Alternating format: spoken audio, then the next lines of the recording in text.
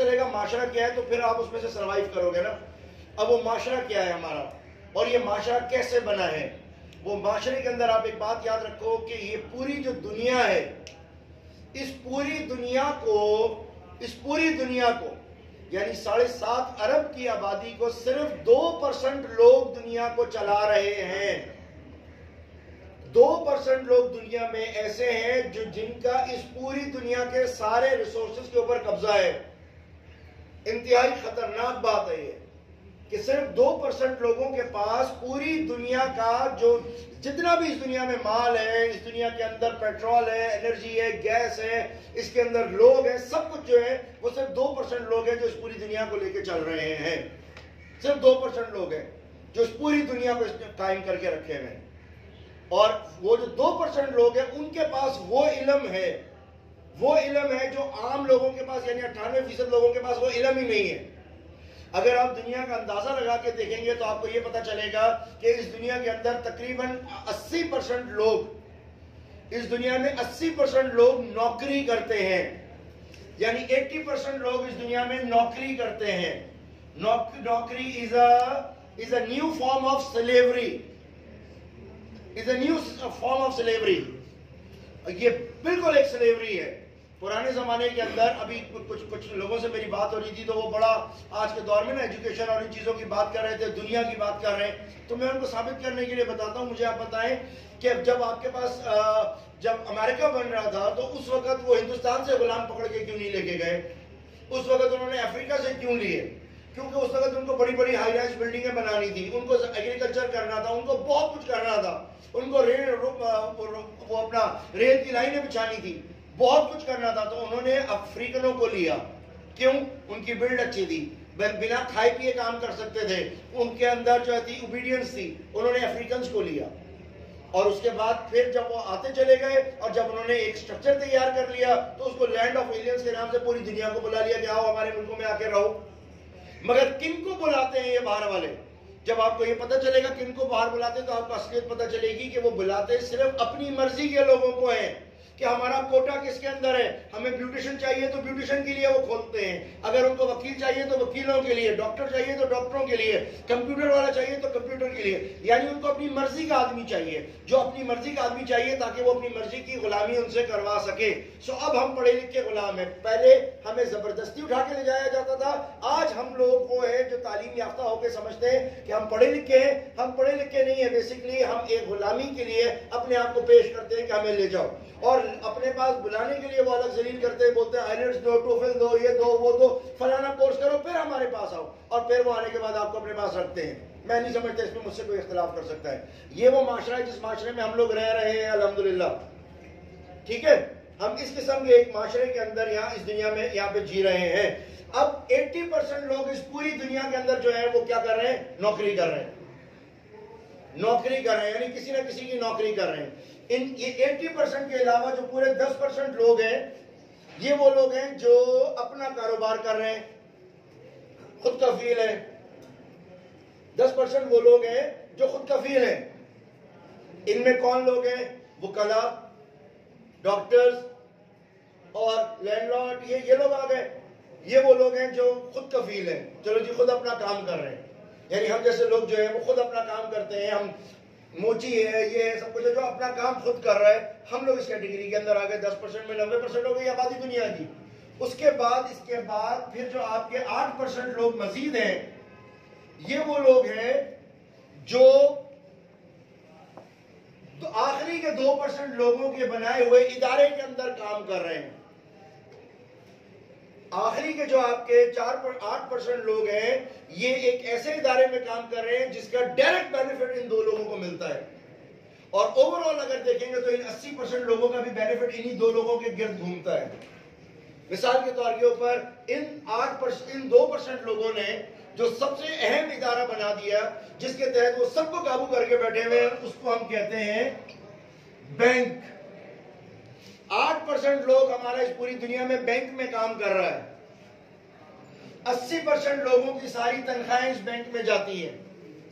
ये 10% लोग जो अपने आप को समझ रहे हैं हम आजाद हैं, वो भी अपनी ट्रांजैक्शन बैंक के जरिए करते हैं। और ये बैंक इन 2% लोगों के हैं।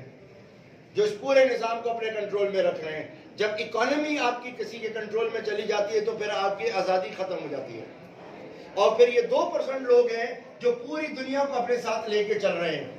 इसीलिए मेरे नबी ने ऐसे नहीं फरमा दिया था, इसीलिए अल्लाह ताला ने कुरान में नहीं फरमा दिया था कि अगर कोई सूद का कारोबार करेगा तो वो समझ लो कि डायरेक्ट मुझसे और मेरे रसूल से जंग कर रहा है। इसीलिए उम्मुल खबाइस सूद को नहीं कहा गया कि सारी बुराई की जड़ सूद है।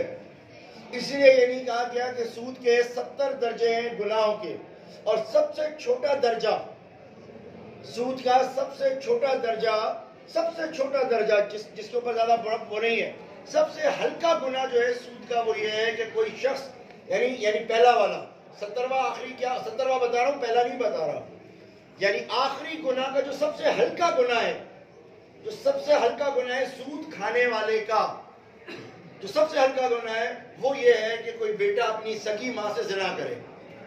ये सबसे हल्का गुनाह है।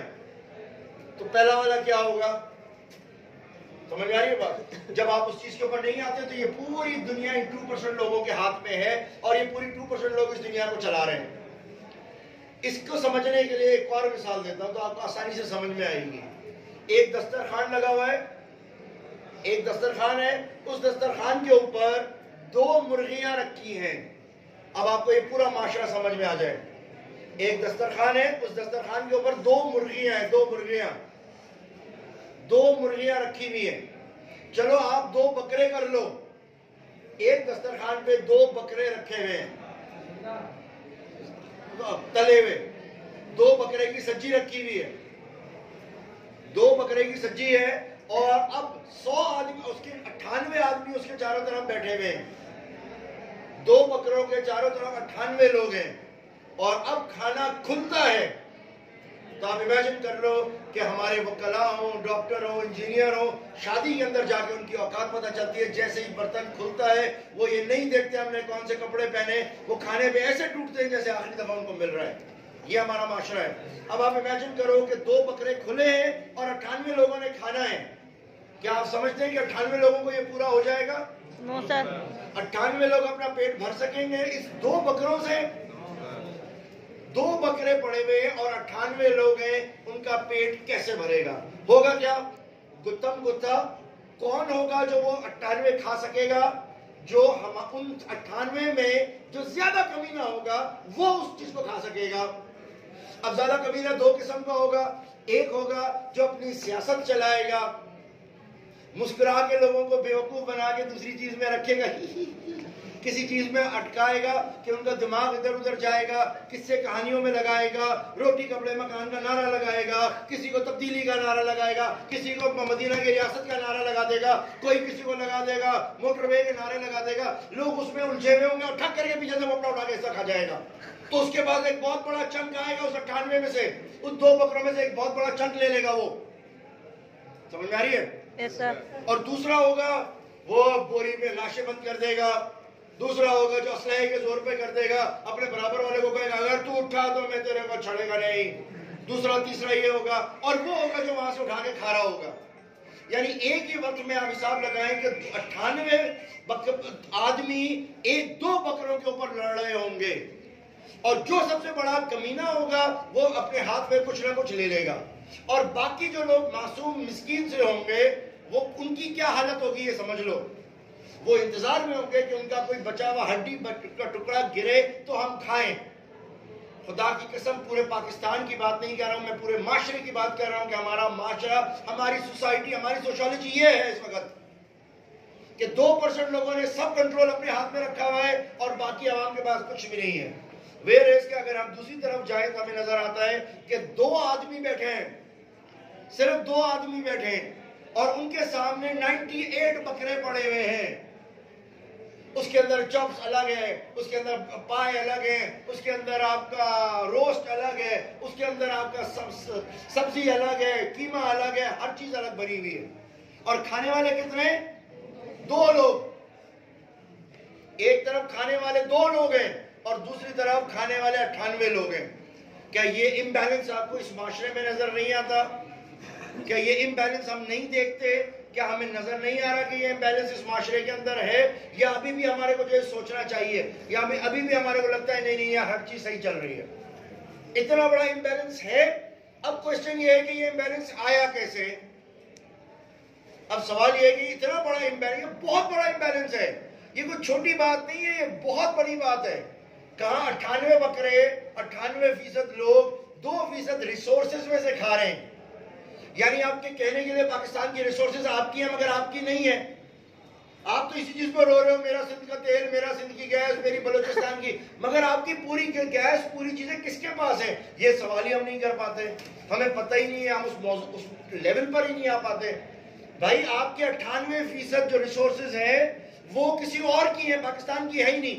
रेकोडेक के पास इतना सोना है, इतना सोना है, इतना सोना है कि पाकिस्तान दुनिया का अमीर तरीन मुल्क बन जाए इन टर्म ऑफ गोल्ड। क्या पाकिस्तान उस सोने को निकाल सकता है? क्या पाकिस्तान के अंदर आया एक वजीर आजम बड़ा शोर मारता रहा, ओ मैं तेल निकाल रहा हूं, पाकिस्तान में तेल निकलने वाला है। कंपनी आई, कंपनी ने आके कह दिया हमारे पास तेल ही नहीं है। मैं जमींदार हूं बदीन का, जमीन बदीन के अंदर जिस जगह पे मैं पानी मारने के लिए गड्ढा करता हूं, जिस जगह पानी निकालने के लिए, वहां से मुझे तेल निकल आता है, मगर वहां अभी तक आपके पास तेल है ही नहीं, अभी तक पेट्रोल आपके पास है ही नहीं, आज तक आप इंपोर्ट कर रहे हो। तो ये किसने मना किया हुआ है आपको कि ये अपना पेट्रोल ना निकालो? किसने हमारे एक पाकिस्तान के एक आदमी को आज दिन तक, कौन सा ऐसा मुल्क है जो करोड़ों अरबों रुपए हर साल भेज रहा है मगर वो पाकिस्तान को नहीं, चंद फैमिलीज की जेब में जा रहा है, पाकिस्तान में बचने वाली 2% के जेब में जा रहा है कि पाकिस्तान में तेल मत निकालना। ईरान में तेल, यहाँ में अगर खून, यहाँ पर अगर मैं वो मारता हूँ, सुई मारता हूँ तो इधर खून निकलेगा, जब मैं इधर मारूंगा तो खून निकलना चाहिए ना, ऑटोमेटिकली सी बात है। ये जगह ऊपर है, ईरान हमसे ऊपर है, ईरान में तेल निकल रहा है, आपके काजाकिस्तान में तेल निकल रहा है, आपके दूसरे ममालिक में तेल निकल रहा है, तो पाकिस्तान में क्यों नहीं निकलेगा? पाकिस्तान तो नीचे है, पाकिस्तान में तो दरिया बह रहे हैं तेल के। इंडिपेंडेंटली आप इंजीनियर से बात करो, वो कहते हैं पाकिस्तान में तेल के दरिया बह रहे हैं, गैसेस के फरावानी है, तो निकाली क्यों नहीं जा रही? इसका मतलब है किसी ने रोक के रखा हुआ है। पाकिस्तान के पास इतना एनर्जी के लिए कोयला पड़ा है, इतना पड़ा है कि 50 साल तक पाकिस्तान पूरी दुनिया को बिजली बेच सकता है, मगर क्यों नहीं निकाल रहा? क्योंकि किसी ने मना किया हुआ है अभी मत निकालो। किसने मना किया है? उन्होंने। अब वो मना करने का तरीका कार क्या है? 2 तरीके हैं। पहला तरीका, आपको क्लियर कह दिया कि भाई पैसे दे रहे हैं मत निकालो, जब हमारा दिल चाहेगा तब आपसे मांगेंगे। दूसरा तरीका, कवानीन ऐसे बना दिए कि आप नहीं निकाल सकते, and you are bound to obey those laws. तो आप कहां से इंडिपेंडेंट हुए? आप कहां से आजाद हुए? यानी मैं सिर्फ एक पाकिस्तान की नहीं, मैं पूरी दुनिया के ममालिक की बात कर रहा हूं। अगर आप गौर से चेक करें तो आपको आइडिया होगा कि सारे ममालिक जो है वो अंडर कंट्रोल है, किसी ना किसी के कंट्रोल के अंदर पड़े हुए। आप अपने मुल्क से निकले ऊपर जाए तो आपको ये चीज नजर आएगी, हम सब किसी ना किसी के आलेकार है, किसी न किसी के कंट्रोल में है। व्हाट द हेल, हम कैसे फिर इससे आगे निकलेंगे? समझ आ रही है बात? अब असल चीज जो है वो ये है कि ये जो 2% लोग हैं, ये इतने ताकतवर हो कैसे गए? पहला राज तो मैंने आपको बता दिया कि इनके पास बैंक नाम का एक बहुत बड़ा इदारा है जिसके जरिए ये सब कंट्रोल करते हैं। और इसके ऊपर आप जाओगे तो एक वीडियो पड़ी हुई है जिसके अंदर मैंने बताया है कि बैंक का प्रोसेस क्या होता है, किस तरह से काम करता है। वो भी इसी तरह से एक रिकॉर्ड कर दी थी, उसको आप देख लोगे पता चल जाएगा कि बैंक किस तरीके से लोगों को, अपने बेवकूफ लोग पैसा समझ रहे हैं हम सिक्योर हो गए, लेकिन उन्हीं की वजह से गुर्बत हो रही है, क्योंकि आपकी सेंस जो है मार दी गई है, बिल्कुल मरी हुई है। ठीक है, अब ये 2% इतने पावरफुल हो कैसे गए? सवाल ये इतने परसेंट हो कैसे गए? और दूसरी बात, ये 2% लोग हैं कौन? जब तक आप इनको नहीं समझोगे आप इनसे आगे नहीं निकल सकोगे। और इनको समझने के लिए जो सबसे इंपॉर्टेंट, और इनको समझना और फिर इनके पैरेलल रास्ता जब तक आप इख्तियार नहीं करोगे, आप उन्हीं 98 कुर्सियों पर बैठे रहोगे खाने के इंतजार में, तो आप मार खा जाओगे। लिहाजा अगर ये 98 आदमी चाहते हैं कि 2 बकरों में ना लड़े और अपनी जिंदगी गुजारें और लोगों के टुकड़ों में ना पले, तो ये 98 लोग आराम से अपनी कुर्सियां से छोड़ के जाएंगे और जाके किसी ऐसे काम में लग जाएंगे जहां से इनको कुछ ना कुछ मिल जाए, या कुछ ना कुछ वो चीज मिल जाए। अगर सिर्फ खाने के पीछे भागते रहोगे तो कुछ नहीं मिलेगा, खाने के पीछे बढ़ते गए तो तुम्हें कुछ नहीं मिलेगा। और ये तब तक मुमकिन नहीं है जब तक आप इससे इस एक फार्मूले को ना समझ लो। मैं अगर आज मैं 40-42 साल का हूं तो मुझे तुम लोगों की सोच पता है कि 18 साल 22 साल का जो लड़का होता है उसकी सोच क्या होती है, वो उसकी लेवल ऑफ थिंकिंग कहां तक है मुझे पता है। क्यों पता है? क्योंकि मैं इस रास्ते से गुजरा हुआ हूं ना।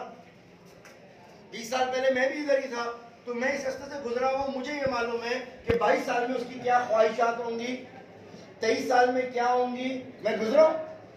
मुझे पता है कि 25 में आके वो क्या सोचेगा, मुझे पता है वो 30 में क्या सोचेगा, मुझे पता है 40 में वो क्या होगा, मुझे मालूम है वो 42 में क्या होगा। और मुझे क्यों मालूम है? क्योंकि मैं उस रास्ते से गुजर के आया हूं। जब मैं उस रास्ते से गुजरा हूं मुझे पता होगा। लेकिन आप अगर ये बैठ के जज करो कि नहीं नहीं नहीं नहीं नहीं, इस वक्त सर के दिमाग में जो चीज चल रही है वो ये चल रही है, इस वक्त जो है वो ये चल रही है, तो आपकी बात आपके मुंह पे इसलिए गिर जाएगी क्योंकि आप तो उस रास्ते पे गए नहीं हो। आपको क्या मालूम कि 40 साल के बाद इंसान क्या सोचता है, 42 साल के बाद इंसान क्या सोचता है, आपको तो पता ही नहीं है। ऐसे ही है ना। लिहाजा हमारे साथ मसला ये है कि हमारा पूरा एक माशरा, हमारी पूरी एक सोशोलॉजी हमें बना के दी गई है, और ऐसी बना के दी गई है, ऐसी बना के दी गई है मेरे प्यारे बच्चों कि वो आपको 200 साल से पीछे देखने की इजाजत ही नहीं देते। और मास्टर्स करवा रहे हैं सोशियोलॉजी में, मास्टर्स कर रहे हैं, लेकिन आपको 200 साल पीछे नहीं देखने की इजाजत देते। वो आपको उन्होंने फंसा के रखा हुआ है कि 200 साल पीछे मत देखना, सिर्फ 18वीं सेंचुरी को देखते रहना, 18 से पीछे मत जाना। भाई 18 से पीछे क्या है? तो पीछे इतनी गंदगी है, इतनी बदबू है, इतनी गलाजत है कि वो नहीं चाहते कि आप उनको देखें, आपको पता चले कि इससे पीछे क्या चीज है। वो नहीं चाहते तो वो आपको पढ़ाते ही नहीं है। और नाक पीछे देखने के लिए उन्होंने आपको बना के दे दिया कवानीन, उन्होंने आपको बना के दे दी सोसाइटी, उन्होंने अपनी मर्जी के लोग खड़े किए, उनसे किताबें लिखवा दी। किसी को उन्होंने नाम रख दिया अगस्टे कॉम्टे, किसी का नाम रख दिया उन्होंने कार्ल मार्क्स, किसी का नाम रख दिया टेस्ला, किसी का नाम रख दिया डार्विन, किसी का नाम रख दिया तू, तो किसी का नाम रख दिया मैं। और आपको इजाजत ही नहीं है कि आप इनसे पीछे देख सको।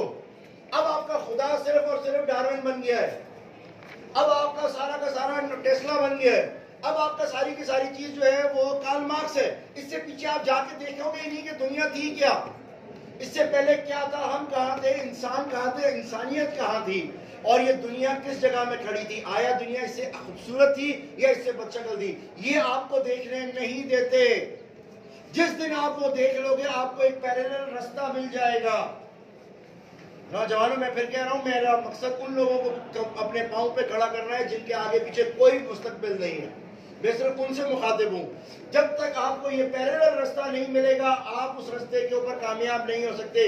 ये रास्ता और ये लॉ पूरा का पूरा चंद लोगों का बनाया हुआ है, जिनको मैं कह रहा हूं 2%। ये रास्ता इनका बनाया हुआ है। क्लास 1 में इनको पता है आपके साइकोलॉजी क्या है, मैट्रिक में इनको पता है, इंटर में पता है, मास्टर्स में पता है, और जब आप प्रोफेशनल लाइफ में आते हो तो ये आपको उसी तरीके से मनूवर कर रहे होते हैं, उसी तरीके से काम कर रहे होते हैं, और उसी तरीके से आपको लेके चल रहे होते हैं। और नतीजा उसका ये निकलता है कि उनका सेट मॉडल पूरी दुनिया में आज कायम हो गया है। उन 2%, मैं पाकिस्तान की बात नहीं कर रहा हूँ, सिंध की बात, हैदराबाद की नहीं कर रहा हूँ, मैं पूरी दुनिया की बात कर रहा हूँ। अगर ये पूरी दुनिया की चीज समझ में नहीं आएगी तो मैं कुछ समझ में नहीं आएगा, कुछ भी समझ नहीं आएगा।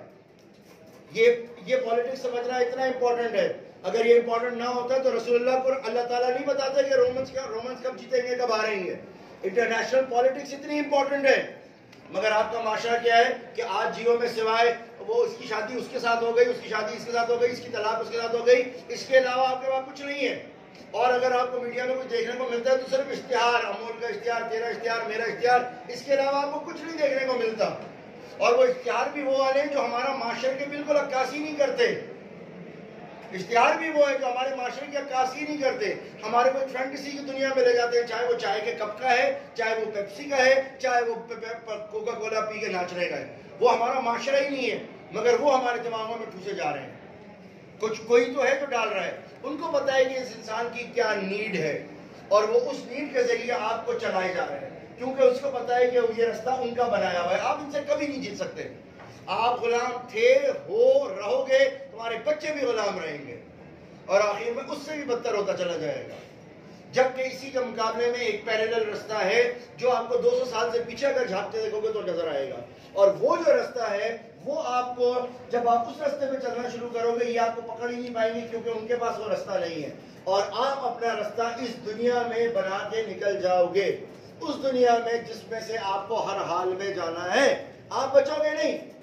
कोई समझता है मैं जिंदा रहूंगा, तो वो जिंदा नहीं रहेगा, उसको मरना ही मरना है, उसको मरना ही मरना है। तो जिंदा तो आपने रहना ही नहीं है। जब जिंदा नहीं रहना तो आपको अगली नेक्स्ट जहां में जाना है। जब नेक्स्ट जहां में जाना है तो कम से कम इतनी इज्जत से तो जाओ कि जो मरो तो सुकून से तो मरो।